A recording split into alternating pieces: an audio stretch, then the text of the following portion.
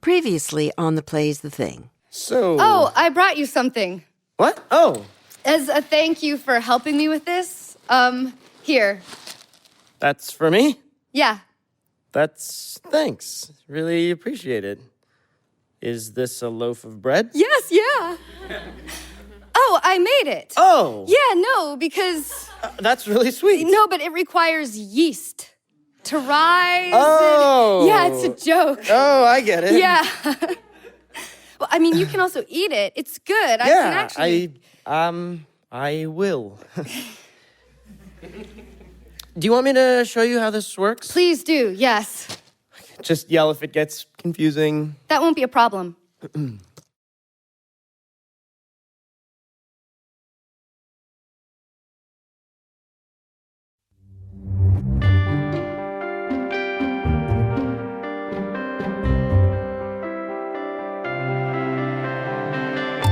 Welcome back to the Plays the Thing. I'm Susan Lowenberg, producing director of LA Theater Works. Last time on Completeness, we met two brainy grad students named Elliot and Molly. She needs to compile a huge amount of data, and he just might have the right algorithm to do just that. Will this mathematical meet-cute lead to romance? Here's part 2 of Completeness by Itamar Moses, made possible by the Alfred P. Sloan Foundation to enhance public understanding of science and technology in the modern world. Starring Jason Ritter, Mandy Siegfried, Mia Barron, and André Sogliuzzo. Directed by Stephen Sachs and recorded live in performance in Los Angeles in October 2011. Oh, well, now I take this data. And, I don't think you realize how helpful you just were, because this protein, I mean, you remember what proteins are, right? They're made up of amino acids, which are transcribed directly from our DNA. That all rings an incredibly vague bell, yeah. Yeah, so they're really basic building blocks, only one level or so up from our genetic code, and they do everything. Like, if DNA is like the architect, proteins are the, little workers that actually have hammers and nails and saws and things. And so when we find a new one, like this, which always happens accidentally, we'll be looking for something else, and something we've never seen before will just pop up on a gel. When that happens, we try to determine what it's for, which, okay, enthralling, yes, I know. I know, it's... But, okay, were you aware that if a 3-year-old child's finger is severed and you don't seal up the wound, that the entire finger will grow back? What if my answer to that were yes? How creepy would that be? Of course, did you not see my necklace made of child fingers? No, I did not know that. Is that true? If it's just the fingertip, it can grow back on kids as old as 10. Really? There's no fingerprint, and the nail will, for some reason, be square, but yes. How? That is the wrong question. The right question is, why does it stop?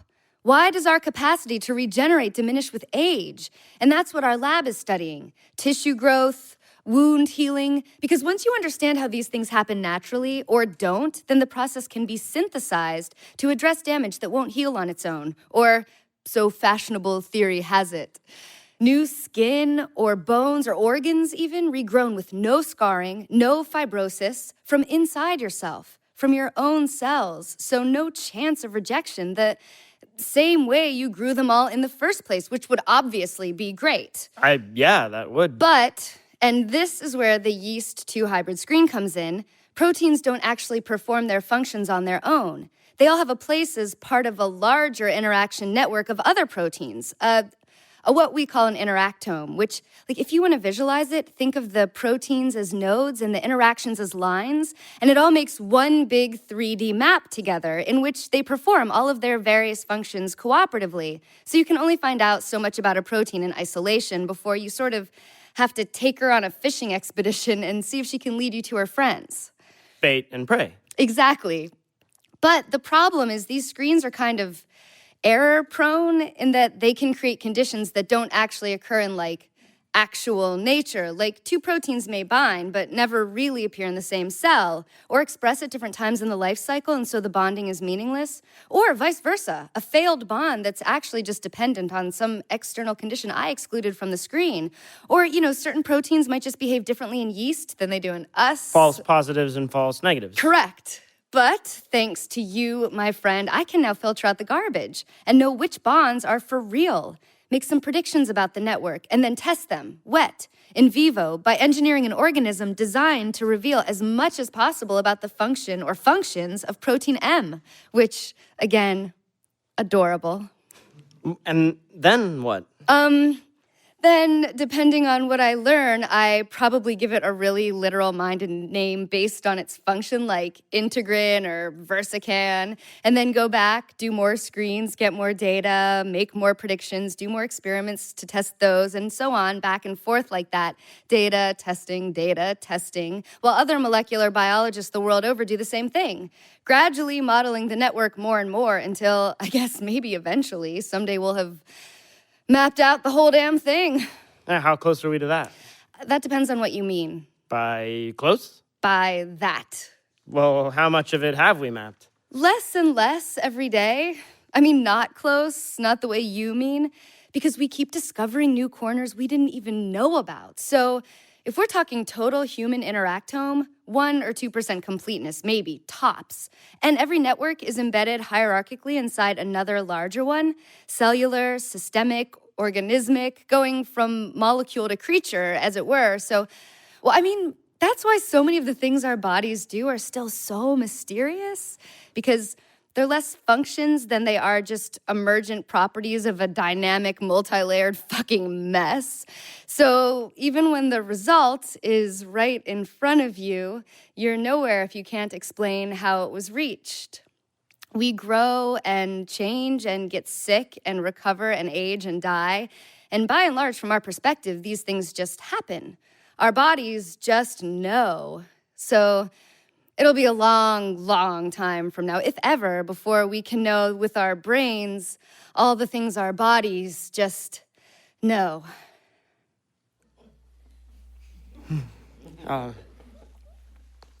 What if I could help you more? Oh, Or, I mean, what if I could write an algorithm that interpreted your data better? Because this, all it will do is generate probable interpretations, highly probable, but still, now that I know more before you rush off to test predictions based on this, what if I could write something that would give you certainty up front? Oh. I mean, I don't know exactly how it would work, but if you give me another few days, or more like a week, I could... Right, but I'm already in your apartment right now, though, so... Oh. I mean, okay.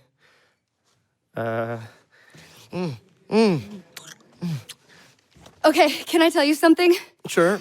I wasn't sure that an algorithm would be useful to me, and actually I am pleasantly surprised by how incredibly useful it turns out in fact to be, but I sort of didn't care because I just wanted an excuse to hang out with you. Can I tell you something? Please? When I said something came up this afternoon, so we had to meet tonight, that was a total lie. And I figured either you'd say, oh, okay, then let's just meet up tomorrow, or you'd be like, okay, what time tonight? And you said the second one, and I was like, oh, okay, it's on. That day, in the public cluster, I sat down at the computer because you were coming in. Actually, I was leaving. I pretended to be coming in because you sat down. I bought this outfit on the way here. Oh, it is so nice. Thank you. But it would blah, blah, blah, crumpled up on my floor. Seriously, if it's an emergency or something, you can go ahead. It's really not. Okay. I'm not staying over. Okay, Just, I'm not gonna stay over or sleep here or anything. good. I'm glad. But wait, you're not planning to leave until after the sex, though, right? That looks like a yes.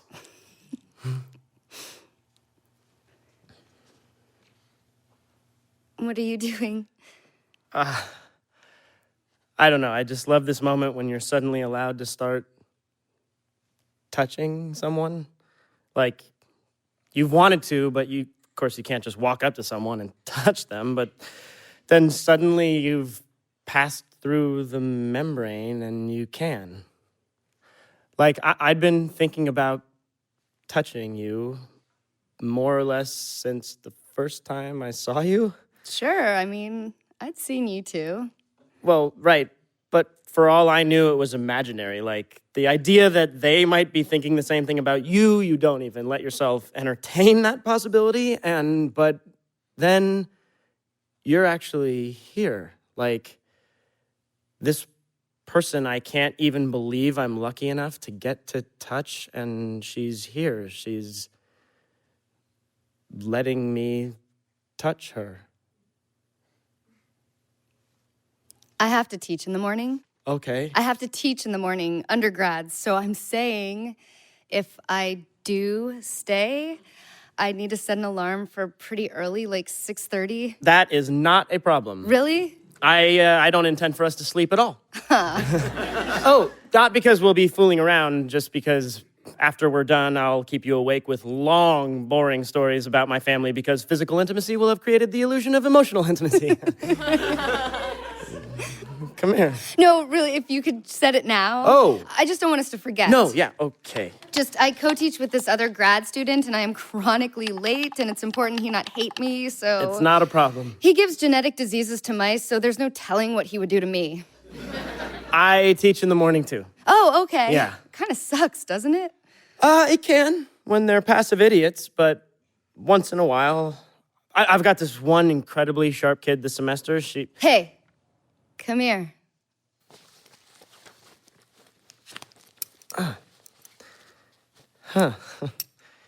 Your pants, I can't seem to... It's, you have to, if you... See? Oh, yeah. See, real world objects, I can't.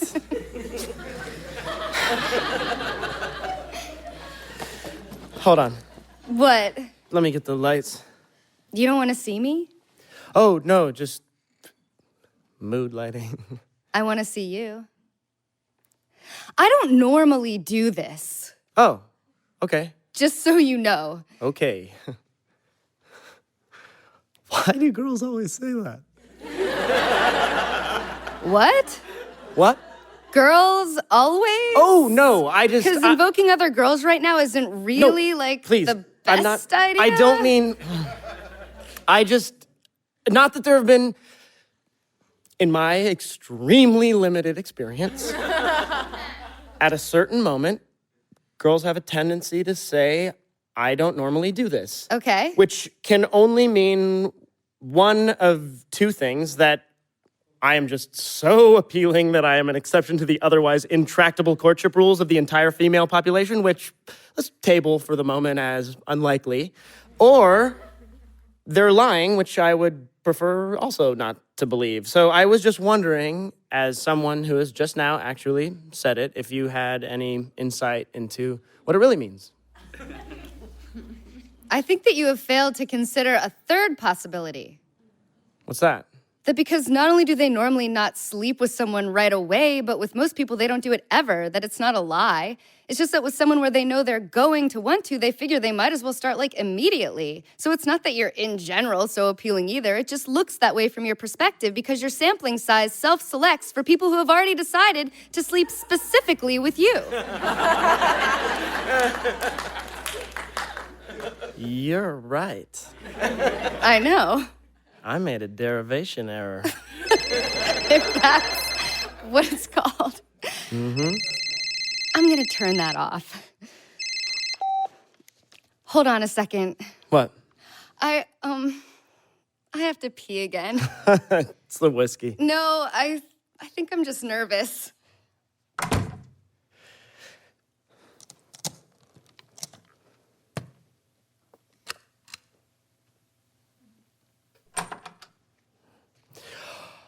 Hi. Hi. Sorry, too much too soon? What? No. No, I see what you mean. What? About the light. What are you doing? Having sex without examining the genitals is like biting into a piece of fruit without looking at it. Okay. Okay. Yeah. Just yell if it gets confusing.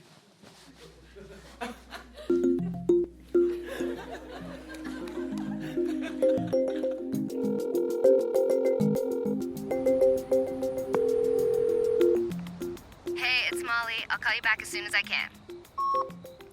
Hey, I don't know where you are, which is fine in principle. I'm not. You're a free person. I'm worried about you, so call me. I mean, maybe your phone is just off, but it seems like it's ringing and you're not. I mean, if you're angry at me or if I did something wrong, I'd rather you just talk to me or told me instead of disappearing. But I mean, if your phone is just off, then ignore that part. It's not a big deal. I just meant, mainly I'm worried because you're also not home either. So if you are, okay, I'm on the street in front of your place right now. Not in a creepy way. I'm just telling you where I am. Or that's not, look, I know I've been busy lately, okay? So I'm sorry if, you know what? Just ignore this entire message and call me whenever, if you want, or don't. I'll just see you in the department. This is Don. Bye.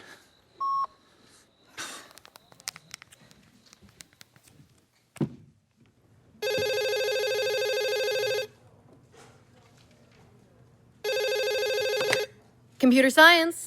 Hi, this is Professor Davis from Molecular Biology. Okay, this is Lauren from CS. Yeah, one of my grad students, my advisee, had a meeting scheduled this evening with one of your grad students, and I was just wondering whether she's still there. There's no one here. Well, could you maybe check? There's no one here. Well, if the departmental secretary is still there, I'm then not maybe... the secretary, I'm a graduate student. Well, whoever you are, you're there. Yeah, but no one else is here because it's night. Okay, but could you please just actually... MB&B is one floor down. Why don't you just come up here yourself? I'm not there. Yeah, no one is. Okay, look. I'm sorry. Just, her name is Molly, and she was supposedly meeting with this guy, Elliot, and I just want to know if they're still there, please. Hello? No.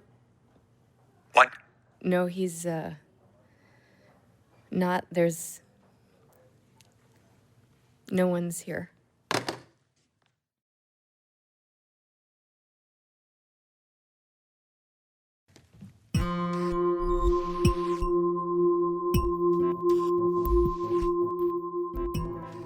Well, my dad's a high school math teacher, so I guess it runs in the family, or it's what was, modeled, or both. That must be nice. What? To have, an affinity with your dad. Yeah, you'd think. Or, it is, in a way. But he's also always giving me suggestions and advice about my work, to which there's kind of no proper way to respond. Like, if I treat his ideas like they're coming from a peer, he gets offended by how gruff I am when I dismiss them. But if I treat them like they're coming from my father and dismiss them gently, he feels condescended to, so... What about when you don't dismiss his ideas? That's funny. Or, you're right. I think he wanted... But instead, what about you? What about me what? I don't know. My mom's not like a biology teacher or anything. She's kind of a hippie, actually. She and I moved a lot, and she's all about hiking and being in the woods and, the earth and crystals and things, which is not me. That is not me. But sometimes I think I'm, the science version of that. I sort of rejected what I saw as her, flakiness, but, secretly from myself, I'm actually into exactly the same stuff as she is, just in the most, rigorous way possible. Huh. The last girl that I dated had this incredibly fraught relationship with her parents. They would talk on the phone every day, and she would always get off in tears. It was this, constant battle of justifying herself, everything she did. And this was not, by the way, a wayward or unsuccessful person, but they somehow always made her cry about how she was disappointing them, and I'd just be like, maybe back off talking to them every single day, but she could not stop. Huh. When was that? What, recently? Hold on, did I steal you from somebody? What? Or No, No. Really? Or so what if you did? Isn't that kind of awesome for you? What? Ew, no! Huh. I find that fascinating. See, for me... So I did steal you? No. It was just this rebound that went on longer than it should have. It needed to end. And it was not because of me? No, it was not because of you. Except for that it totally was, insofar as you opened my eyes to what else was out there, okay? Okay. So is there really a way to know up front for sure? What? To fix the algorithm, like you said, to interpret the data better? Yeah, no, I thought, sorry, I thought we'd agreed that was a ruse upon which we'd mutually conspired to get each other into bed. Well, right. But also, you said that given some more time... Yeah, No. I may have said that, but in the spirit of, post-coital honesty, it might not actually be what you'd call possible. I mean, I could try. I could absolutely write something, yeah, but by the time it was done running, we would both be dead, and so would our children. I mean, the children we might someday have. With anybody, not necessarily with each other. I mean, not with each other. What I'm saying is, I think it might actually be an example of the TSP. What's the TSP? Well, trying to produce a definitively correct interpretation of your data. No, what do you mean, the TSP? Oh, the traveling salesman problem. What's the traveling salesman problem? Seriously? Yeah, what? No, I'm just so excited that I get to explain it. Here. Okay, so an algorithm is a set of instructions, right? A script in code like, if this, then choose that, or else some other thing, which, when followed, will complete a task in, given the computational speed of machines, much less time than it would take you or me using only our pathetic brains. But some problems remain intractable. For instance, the traveling salesman problem, which goes like this. Imagine you are a traveling salesman from some hometown home who needs to visit a certain number of cities, X, and then return home. And you want to do this, naturally, while covering the shortest possible distance. Okay. No, that's it. That's the problem. That's it? Yeah. But it's... I mean, do I fly, or... Doesn't matter. Assume straight lines. Well, then, don't I just measure the distance between each city and add up the total distance for each route and then pick the lowest number? Yes.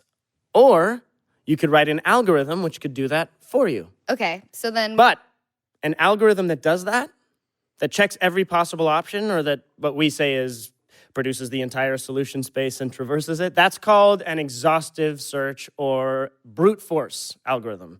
And if the salesman, let's say he's visiting 3 cities, A, B, and C, it'll go ABC, ACB, CBA, it'll try all the routes, and the only actual math involved is, like you said, it's addition, and sure, for 3 cities, there's only 6 possible routes, and the problem is trivial. But for 4 cities, there's 24 possible routes. And for 5, there's 120. And I mean, you can begin to see how steep the curve is. It's a factorial. Every time you add a city, the number of possible routes goes up exponentially. So the real problem turns out to be the rate at which the complexity increases. Like, for 11 cities, which is not that many cities, the number of possible routes is around 40 million. For 14 cities, which is still not that many cities, it's close to 90 billion. So for 50 or 100 or 1,000 cities... Or protein pairs. Exactly. There aren't words for numbers that big. And faced with that, a brute force algorithm will just freeze. It will just sit there and do nothing and give you no answer at all. Or, okay, that's not accurate. That's not what's happening. What's really happening is it's not frozen, it's thinking. It's just that it will take so long to finish thinking, like literally thousands of centuries. It might as well be frozen from like the perspective of an actual human lifespan. So the problem is solvable. It's just not solvable in what we call polynomial time, in like a human scale of time. As opposed to exponential time, where some immortal being with infinite patience could be like, what's the big deal? Just wait 100 billion years and the answer will pop right out. Or it could be solved by some kind of magical, non-deterministic computer that at every crossroads makes an essentially random guess, but does this with perfect luck. Like, left turn, right turn, and every single choice is automatically correct. That would work too, but we're not immortal, and we can't make random guesses with perfect luck. And so we can't, like, are you with me so far? Yeah, no, keep going. Yeah, but does this, like, actually interest you? Or? Yes, very much. Really? You listened to my whole thing about protein interaction networks. True, but that was back before I knew if I was going to see you naked later. And by the same token, I am now trying to remain appealing after sex. Okay, so obviously exhaustive search is pretty inelegant and clumsy, not to mention requires like a giant room full of enormous computers. So what you really do is you look at your underlying code and start to complicate it. You use pruning techniques, branch and bound techniques, ways of honing the algorithm, basically, so that it doesn't need to check every single possibility. Like, it can dismiss obviously stupid ideas going back and forth between cities that are really far apart for no reason, but even that won't work, not at high enough values of x. So you could also try a different category of algorithm altogether, like the genetic algorithm I wrote for you, or some other kind of probabilistic or heuristic algorithm, because what they do is they optimize. They sort of say, hey, you know what? I don't need the best possible route. I just want a really, really good one. But that method only gives you an answer in the sense that you changed the definition of what answer is. You settled, in other words. So what's really required is an insight so profound into the deep structure of the problem that it gives rise to a new kind of algorithm of unprecedented elegance. Probably some combination of brute force and heuristics that searches and optimizes, embracing compromise en route to a kind of certainty, thereby unearthing a real, genuine solution to this problem. Or for someone to prove definitively that no such algorithm exists. And in the 50-odd years since the TSP was first described, no one anywhere has ever been able to do either of those things. It's unsolved. It's the most important unsolved problem in all of computer science.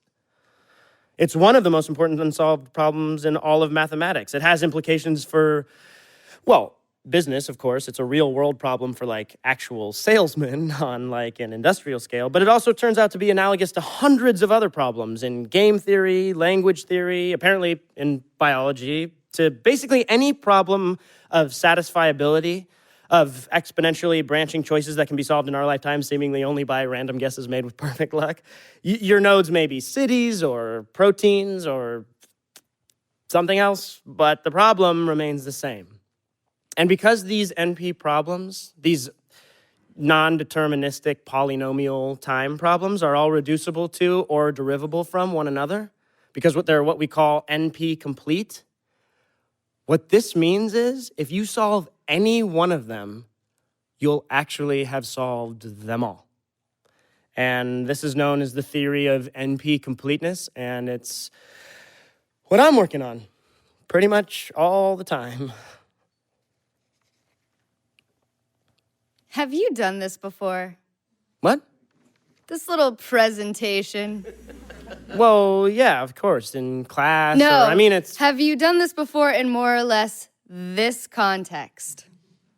I knew it. This is your A material. No. It totally is. You say this to all the girls. I talk about computational intractability? I'll bet you do. And that gets everyone right into the sack. I'll bet it does. I'll bet they're like, brute force. Oh, Elliot, tell me more. Look at it this way. Would you rather be unworthy of my A material? Oh, I don't know. What does that look like? Well, that's where as soon as we're finished, I just go, so how are you getting home? By the way, how are you getting home? Should I, call a car? Shut the fuck up. I can walk you as far as the door. And they say chivalry is dead. Oh, God, I was totally kidding. Please stay. No, I know. Yeah. No, I would never send you out there now. It's winter. No, Ha ha. But no, I just have to pee again. I don't know what's wrong with me. Maybe you're pregnant.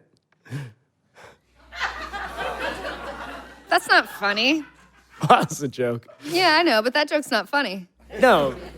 Yeah, but keep in mind that we had sex like an hour ago, so even if you were pregnant, you wouldn't already be having like physiological... Explaining it more does not help. Right, but the joke I'm saying Elliot, was that... no woman, anywhere, ever, since long before records of such things were kept, has ever found that joke funny. Okay. Okay. Yeah, that was a really bad joke. I'm sorry. Oh, no, it's totally not that. I was just thinking. Oh. Well, that doesn't sound like a good idea. No, just... I feel sort of like I tricked you. Oh. In what way? Into thinking that I'm happy or good or any fun to be around. Oh. Except I am having fun, so... But you aren't leaving, right? What? You're gonna stay? Yeah. I'm gonna stay.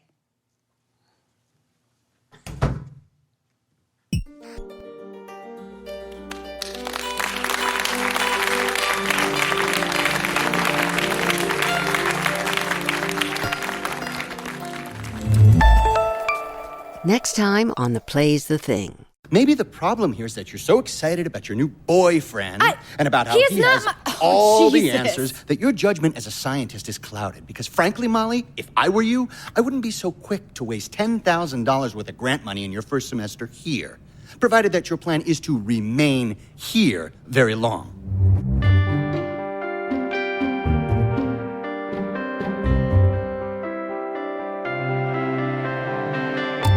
We record shows like Completeness in front of a live audience in Los Angeles. If you're in Southern California or you're planning a trip, visit our website to find out more about our next show. We're at latw.org. And you can follow us on Facebook and Twitter for updates. Completeness stars Jason Ritter, Mandy Siegfried, Mia Barron, and André Sogliuzzo. It was directed by Stephen Sachs. It's part of a special science series we have that's made possible by the Alfred P. Sloan Foundation to enhance public understanding of science and technology in the modern world. One more thing. Please tell your friends about The Play's the Thing and show them how they can subscribe. Remember, you can find us on Apple Podcasts, NPR One, through the Wondery Podcast Player on Android, or wherever you listen to podcasts. I'm Susan Lowenberg for The Play's the Thing from LA Theater Works and Wondery.